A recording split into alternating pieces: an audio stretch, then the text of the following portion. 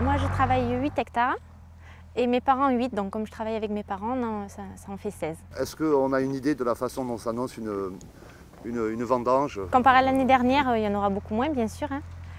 Mais, enfin, beaucoup moins. Il y en aura moins. Mais j'espère que ce ne sera pas comme les années qu'on a eues après les grosses sécheresses qu'on a eues.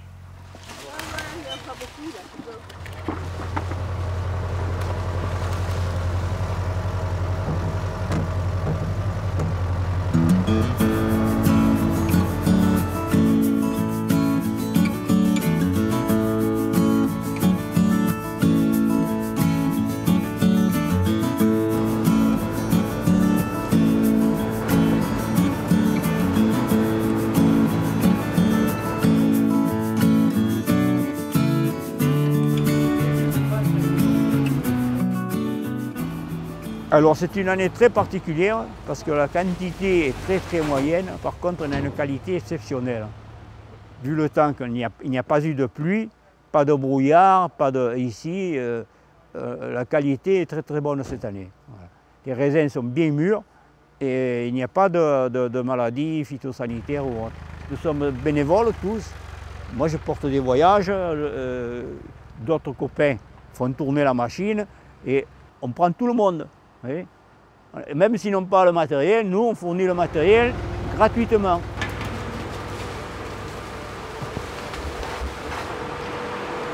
Là, on est à 26. Donc le drapeau a été éteint hier. On a un drapeau à l'intérieur dans lequel il circule de l'eau froide. Et en fonction de la fermentation, on régule la température. Et on récupère tout ça, c'est le marc qui va être mené à la distillerie pour faire de l'eau de vie de marc ou de l'alcool. Les rosés sont par pressurage, donc ils passent dans un pressoir, ils n'ont pas de temps de contact le moins possible avec la pulpe pour ne pas prendre de couleur et de tanin trop loin. Et tandis que les rouges, on a besoin qu'il y ait un contact le plus longtemps possible avec la pulpe. Là, je vais vous montrer l'intérieur du... Vous avez une grosse chambre à air qui est plaquée sur la moitié du pressoir et de l'autre côté, en face, vous avez les drains. Alors en fait là on va attaquer un débourbage. Après là, remplissage de la cuve de rosé, on le laisse au froid, on le traite, et les bourbes se déposent au fond avec le froid. Et après on va tirer que le clair en fait. Ah oui, la couleur.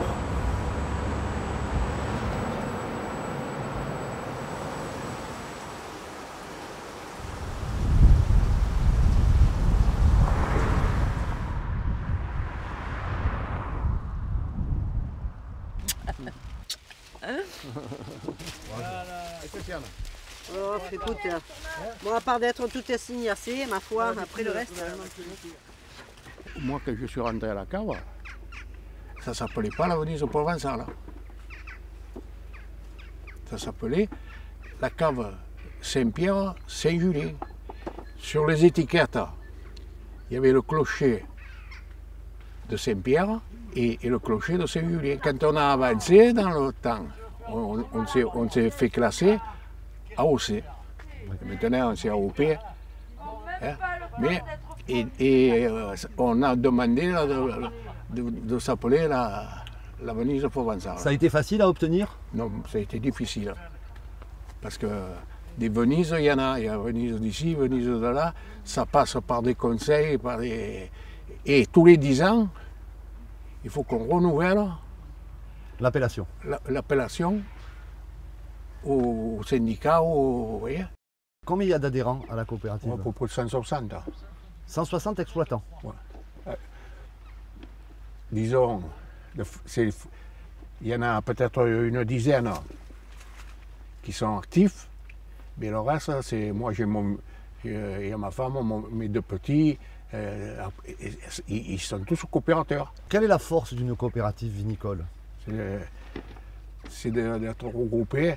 Si ce n'était pas regroupé, ils n'auraient jamais pu acheter une machine au prix où ça vaut. Comme nous, quand on achète un pressoir, on a des aides parce qu'on est en communauté. Oui, ce serait inimaginable de se payer une machine à vendanger tout seul. On est encore régi sous les lois de 1901. Hein.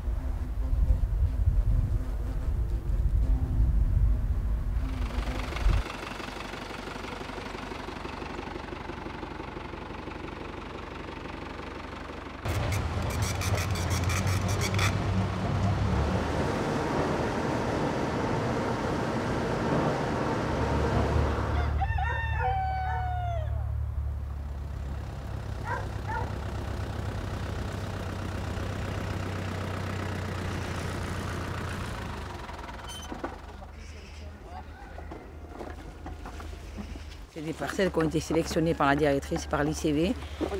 Et puis elles ont eu un engrais foliaire et elles ont été suivies du moment que la grappe est sortie jusqu'à maintenant, jusqu'à toute maturité. Qu'est-ce qui fait la qualité de la parcelle où on est? Disons que la qualité c'est du grenache, mais c'est que bon, il fallait quand même qu'il y ait des grappes assez saines, assez de grappes. Et puis c'est la directrice qui voit quand même exactement les parcelles qu'elle prend. Excusez-moi, à quoi on pense quand on vendange?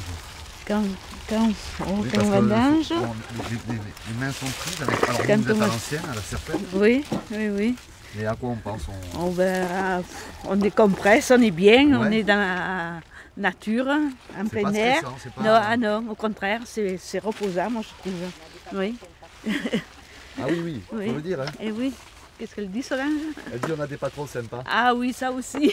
C'est pour ça peut-être qu'on n'est pas stressé.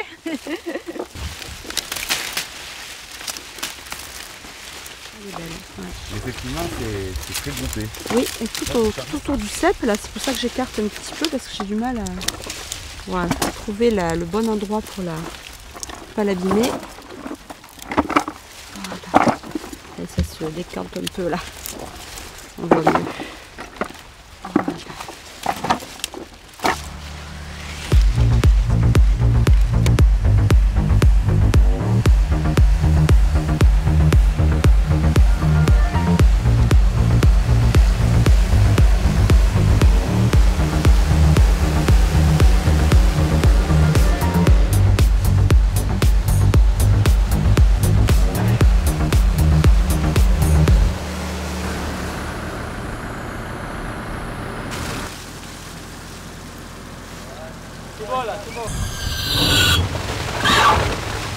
Alors c'est vrai que la machine à vendanger, ça peut paraître un petit main-d'œuvre manuelle, mais c'est vrai qu'au niveau de la technique de la cave, ça apporte un plus. Déjà, ça apporte un plus économique puisque le coût à l'hectare est beaucoup plus faible, mais aussi un plus au niveau qualitatif, puisqu'on peut faire des vendanges nocturnes, rentrer de la vendange très froide, et en plus sans phénomène d'oxydation, ce qui permet d'élaborer des rosés de bien meilleure qualité, des rosés et des blancs. Et même sur le rouge, c'est très efficace. Hein.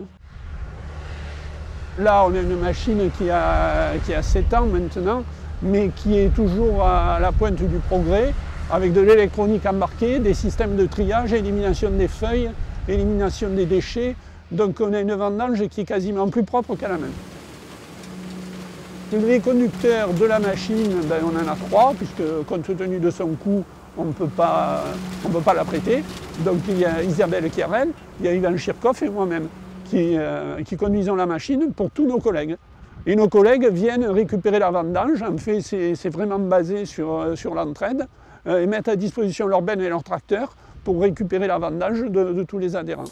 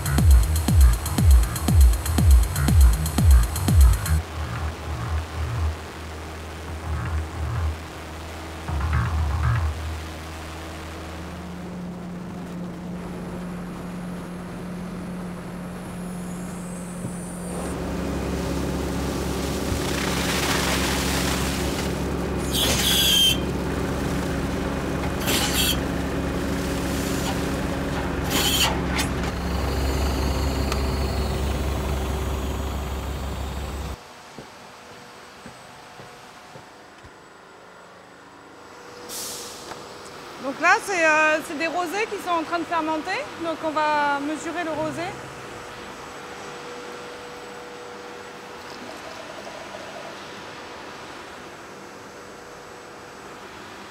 Donc là, on a de la framboise, on a des petites notes de cassis. Donc là, c'est très aromatique. On a des rosés qui sont très fruités cette année.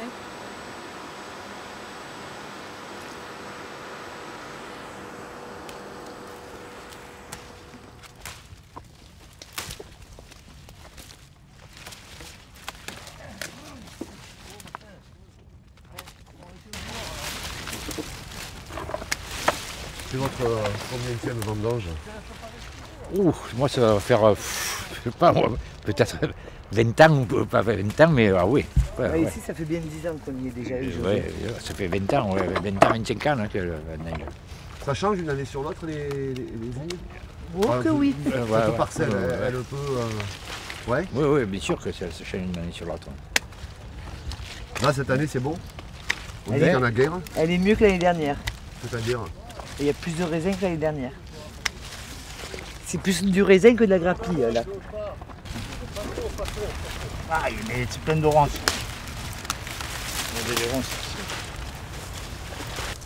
Ah ouais, qui se... Ça se met au milieu. Tiens Gilbert, tu veux des ronces? Des ronces, non, je n'en veux pas. Moi je veux des seaux pleins. Tu diras à José qu'il enlève les ronces. Attends, c'est bon. C'est bon. Il veut pas les feuilles alors.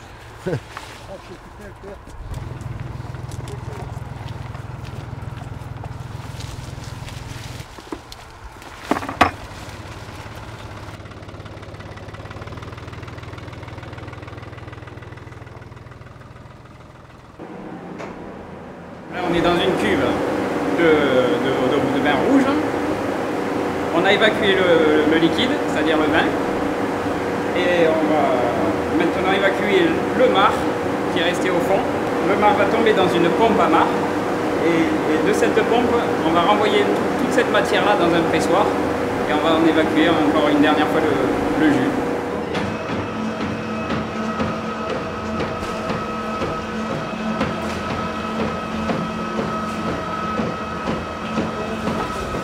Là, il y a à peu près 2 heures pour vider la cuve, il y a 1 heure de pressoir et 1 heure pour vider le pressoir et le nettoyer.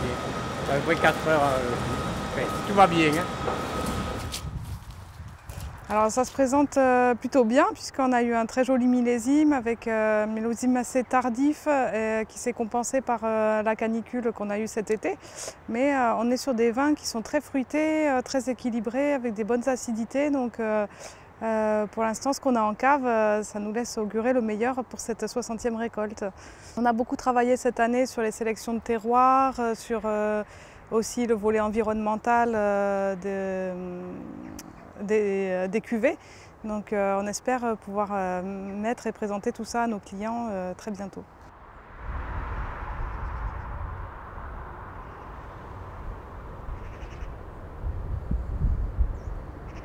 Donc ça arrive ici, on pompe le vin grâce à cette pompe bleue et nous on a une cuve tampon qui peut contenir 6 hectos, donc ça fait 600 litres de vin et avec ça, en fait on a un niveau mini, un niveau maxi, elle se remplit au fur et à mesure du tirage. On filtre le vin sur le blanc et le rosé, c'est une filtration stérile. Ensuite donc les bouteilles sont rincées. Après, elles sont remplies, bouchées, avec un vide-bouchage pour inerter le vin. Après, donc, on appose une capsule. Après, il y a une partie étiquetage. Et après, donc, on appose un numéro de lot juste en dessous de la capsule en finalité. Il y a un plateau tournant au bout du camion. Et les garçons, manuellement, ils remplissent les cartons à la main. Après, les cartons sont scotchés. Il y a un marquage carton sur le carton. Et après, le rail descend les cartons jusqu'en bas et la cave fait la palette.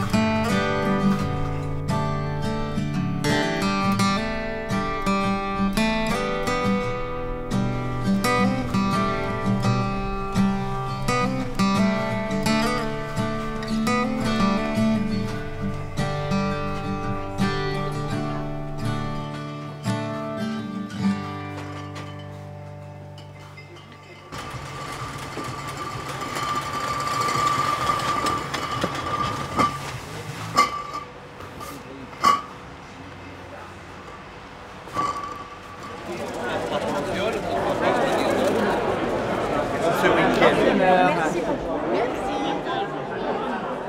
Ah, il est excellent, il est parfumé. Ah, les arômes bon cru, oui. Ah, avec la météo de cette année, on a eu des arômes concentrés, du sucre et une maturité excellente. Extra. C'est vrai? Ouais, on peut y aller. Les trois couleurs.